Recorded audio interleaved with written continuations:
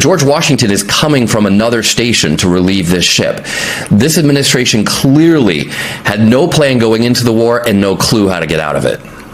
I mentioned you served in the Marines. When you hear what the president had to say, that the USS Lincoln deployment has not been long enough, what's your reaction?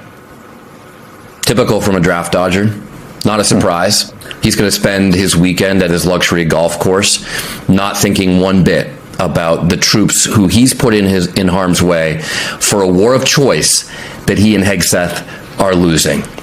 And, there's another piece of this, too, which is that our soldiers, sailors, airmen, and Marines can do extraordinary things in horrific conditions. But it really helps if you believe in the mission. It really helps. When I was a platoon commander on the ground in Iraq, one of the toughest questions I ever got, Jacob, in my life was, sir, why are we risking our lives for this? And that's got to be a question that a lot of sailors aboard the Abraham Lincoln are asking today. Why are we risking our lives for this? A war that's been a total disaster, that's actually backfired, because Iran literally is projecting more power today than they ever have in history. Never has the Islamic Republic controlled the entire world economy like they do today. That's got to be incredibly disillusioning for these sailors. Your point is so well taken, and I actually talked to a former colleague of mine who was a sailor and said he served during Operation Enduring Freedom, and he said we believed in what we were doing. So yeah, we were out there. It was grueling, but we were on board with the mission. And I'm paraphrasing here. I don't want to put words in this person's mouth, but what must it be like to be out there with no end in sight, with no understanding of what we're actually doing? I did want to read to you what the acting Secretary of the Navy said in this statement about the Lincoln. I believe it was just earlier in the week. This is what the quote says. It says, the Lincoln was extended because the mission demanded it. Deployments are hard. Combat operations make them harder. It also said a leader's responsibility is to take care of their people the best they can while balancing mission requirements. During this deployment, we have seen both. The job is getting done. Our leaders are taking care of people. It sure doesn't seem like the leadership is taking care of our service members.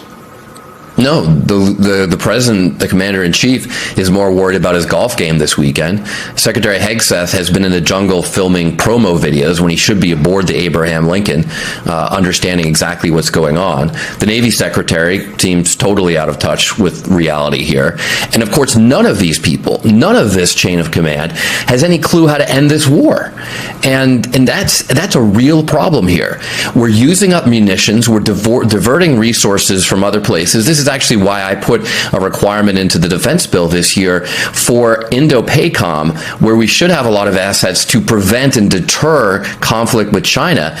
They need to report on what the impacts of these wars of choice in Venezuela and in Iran are having on our strategic safety and stability everywhere else in the world.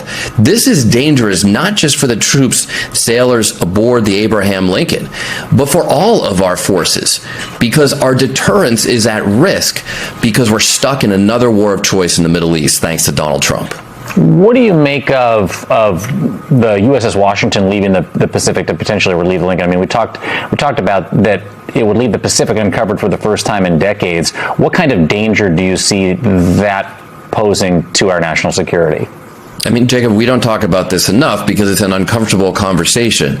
But the single biggest risk to the entire world is that China starts a war over Taiwan. That they start a war because they think we're distracted somewhere else, and it literally turns into World War III. A lot of the war games have it going nuclear. And without getting into all the details, that is the biggest risk. Like if you ask me, Seth, what are you most concerned about for your 5-year-old and 7-year-old at home? It's literally a war with China. That would change the world, end the world as we know it today. And our continued presence for decades in the Pacific has helped prevent that from happening. So we don't know what's going to go on. We don't know how emboldened China might be or how other adversaries around the world might be. But this is a dream come true for Xi Jinping, that we're tied down in another war in the Middle East, that we've expended all of our munitions, that troop morale is sagging, that the American public says enough is enough. This is an invitation for conflict elsewhere. And the number one job our troops ever do every single day is not fight wars, but prevent them. Deter them from happening, and they're being distracted from their mission by this stupid war in the Middle East.